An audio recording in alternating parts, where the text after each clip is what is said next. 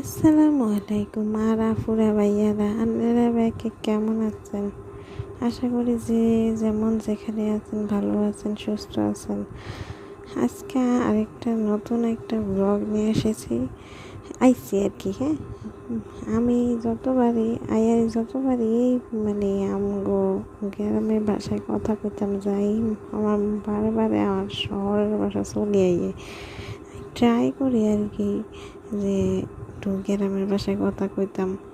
যেহেতু সবাই শহরে থাকে, তো গ্রামের ভাষায় একটু শুনলে ব্যাগের কাছেই ভালো লাগে। কথা সেটা না, আজকে বিটরুট দিয়ে কি করুম সেটা আপনারা দিলাম। এটাই সারা বছর সংরক্ষণ করুম। এটা লাই আগে ছিলি রুই এটা কুচি কুচি করে লইছি, আর এটা হুগামো হুগামো। এটা এর চামড়ারও কিনা হালাইতাম না, এর চামড়াটারও এই বালা করি আগে হতমে ধুই লইছি। তো এই চামড়ারও সংরক্ষণ যে কিপ্টে বুঝি আবার এত দামি জিনিস হালাইম। যাই হোক কিন্তু হুগাইলুম, হুগাই সারে কিন্তু আবার ভালো করে হুগানের হরে গুঁড়া করি এর হরে এটাতে যে কোনো শরবত বা যে কোনো কিছু হবে সেটার সাথে পানির সাথে মিলাই খাবো বা অন্য যা করণের মারি। তো হেরে যে করতেছিলাম রোজা সকাল সকাল, যেহেতু তেমন একটা কোনো কাজের চাপ থাকে না, তো সকাল সকাল এই কামটা সারিয়ে লেছি। এর হরে ঘরের অন্যান্য কাম গিন টুকটাক করতামছিলাম।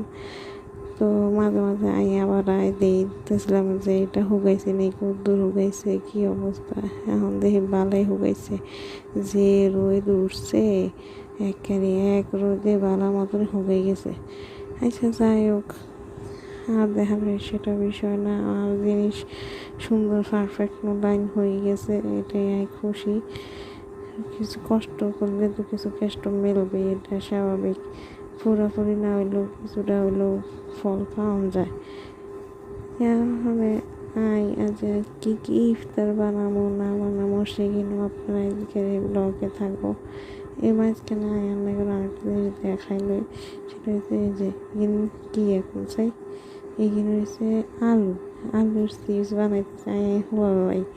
আর হোলা বা চিপস টিপস একটু ভালো পছন্দ করে, তাই ঠিক করছি বাইরের জিনিস খাওয়ানোর ঘরের জিনিস খাওয়া মই গারে, বাইরের জিনিস খাওয়ানোর দরকার কি কোন চাই। যখন আমরা বাসায় একটা জিনিস সুস্থসম্মত একটা জিনিস বানাইতাম হারি, তো বাইরের জিনিস আর কিনলেই বানাইতাম কোন। তো একটু কষ্ট করি আর এই বাসায় বানানো লাগে, কারণ দেখা যায় এসব করতে গেলে সময়ও যায়, আবার প্লাস দেখা যায় একটু শরীর অসুস্থ হয়ে যায়, যদি কোনো সমস্যা থাকে, মাজা ব্যথা হাড় ব্যথা এই আর কি। যাই হোক, হবে ইফতারে যোগাযোগ করতেছিলাম, এনে শরবত করুম আর এক ধরনের শরবত। এইটার রেসিপি আনলে লাগে পরে একদিন শেয়ার করুম। এনে এটা শেয়ার করতে গেলে ভিডিওটা আরও বেশি বড় হয়ে যাইব, এটা নয় আর বেশি বড় করলাম না। তো এখানে শরবতটার মধ্যে কি একটু চিনি দই আর কিছু ফল ফ্রুট দিয়ে এক ধরনের ঠান্ডা শরবত তৈরি করছি। এটা মানে যেহেতু রোজার সময় একটা শরবত লাগেই, এটা লাগে এই ধরনের শরবতটাই তৈরি করলাম।